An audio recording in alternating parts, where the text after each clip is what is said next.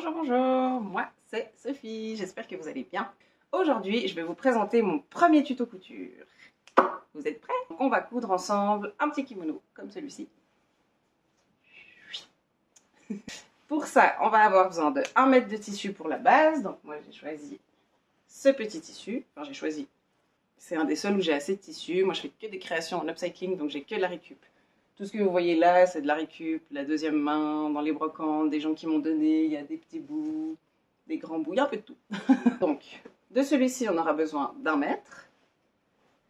Et pour les petites finitions que vous avez là, du col et des manches, on aura besoin d'à peu près 50 cm. Vous pouvez prendre le même tissu pour le tout si vous en avez envie. Si vous voulez quelque chose d'uniforme, si vous voulez pas quelque chose d'uniforme, un petit peu comme là, vous prenez 2 tissus différents. À savoir, tous les patrons, je les fais moi-même. Donc, si vous avez besoin des mesures pour réaliser votre patron, je vous les mets là, tout de suite. Elles vont arriver. Et si vraiment vous avez de la peine à réaliser le patron, n'hésitez pas à me dire. Et puis comme ça, je vous fais un petit tuto patron kimono. Alors, c'est parti! Pour commencer, vous allez prendre votre tissu de base, le déplier et le replier en deux. Endroit contre endroit, lisière contre lisière.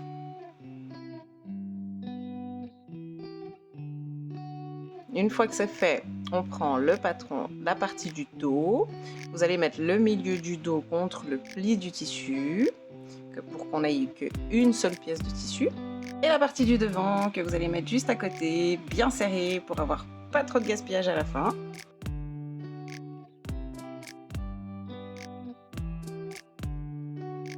Vous allez bien épingler le tout pour que le tissu ne bouge pas quand on va le couper.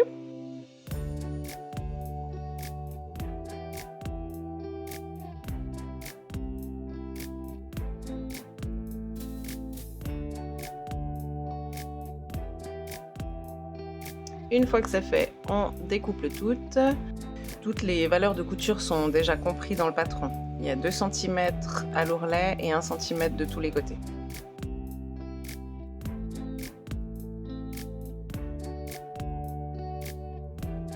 Une fois que c'est fait, on enlève le patron.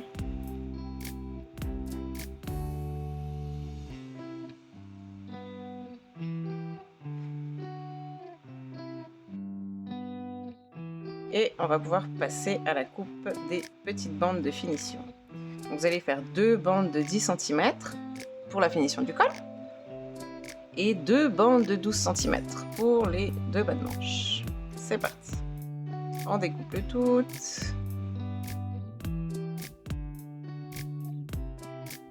On a toutes nos bandes, nos 2 parties. Là, on va s'occuper de la base. Vous allez déplier votre dos, qui est en une seule pièce, et poser le devant par-dessus, donc endroit contre endroit.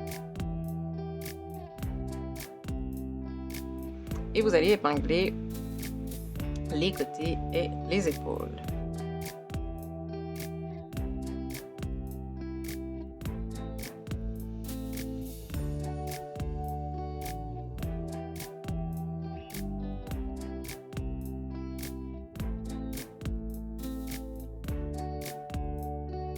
Et on passe enfin à la partie préférée du tuto, la couture.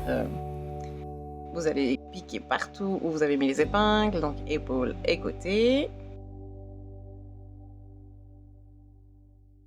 Sans oublier de faire des petites finitions à la surjeteuse ou au point zigzag. Si vous n'avez pas de surjeteuse, ça va aussi très très bien.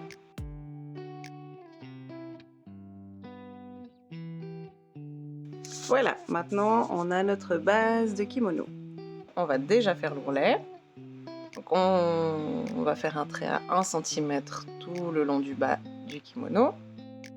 On va ensuite replier 2 fois au fer à repasser. Voilà, on obtient ça. Et on va piquer tout le long à 1 cm du bord.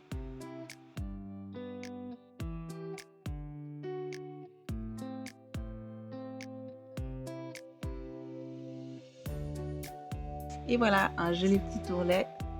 Maintenant, on va s'attaquer aux bandes des bas de manche, donc les bandes de 12 cm. Donc on mesure la largeur du bas de manche qu'on va reporter sur la bande, en n'oubliant pas de rajouter 2 cm pour les leurres de couture, 1 cm de chaque côté. On les replie sur elles-mêmes.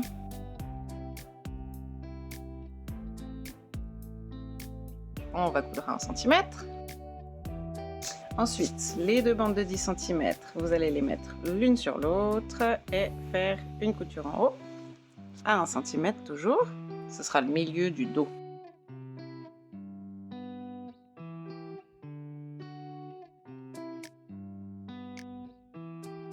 Voilà, donc pour les bas de manche, on obtient ça. On va les replier sur eux-mêmes, les fixer au fer à repasser. On va faire pareil avec la bande du col, qu'on va ensuite disposer ainsi. Donc là, on va commencer par accrocher les bas de manche. Donc, vous allez mettre la couture du bas de manche sur la couture du dessous de la manche du kimono. Donc, vous faites passer la base de la manche du kimono à l'intérieur de la bande et vous épinglez tout le tour. Et bien sûr, on fait pareil de l'autre côté.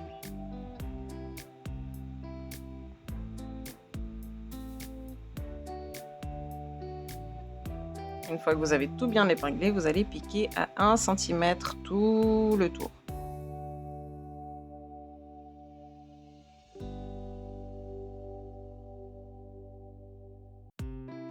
Et on n'oublie pas les petites finitions. Pour avoir une finition bien plaquée, bien propre, vous allez faire une petite surpiqûre à la largeur du pied de biche. Donc le bord du pied de biche collé à la couture.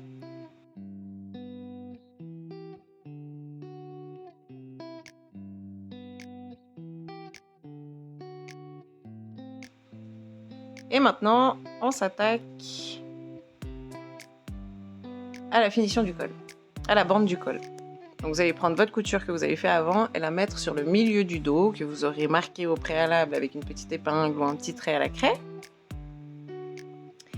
Et pour ça, on va mettre juste 2-3 épingles pour le début et on fera tout le reste après directement à la machine.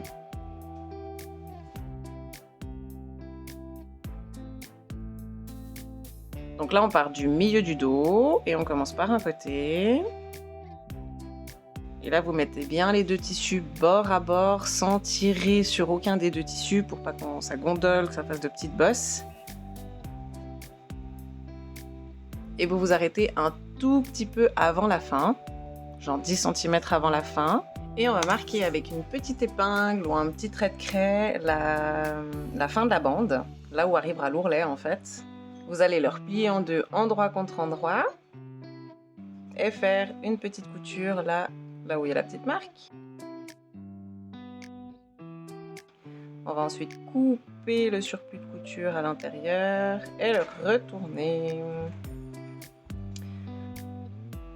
Donc, vous pouvez passer un petit objet pointu à l'intérieur pour bien retourner le coin.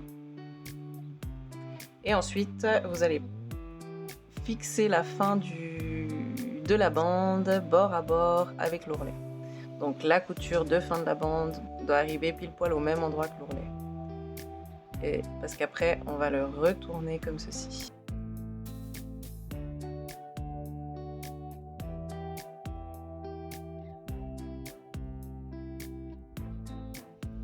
Voilà, donc maintenant on a ça. On va replier la couture à l'intérieur au fer à repasser.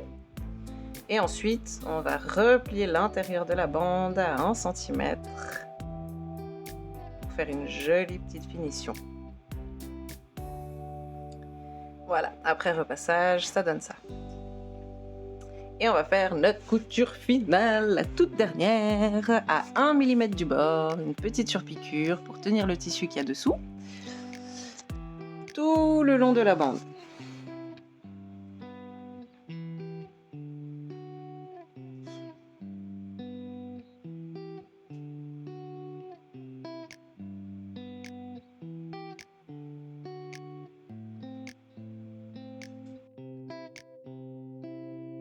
Et voilà ce qu'on obtient à l'extérieur et à l'intérieur.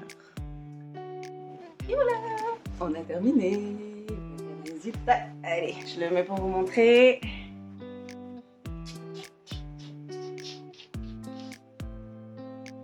J'espère que cette vidéo vous aura plu.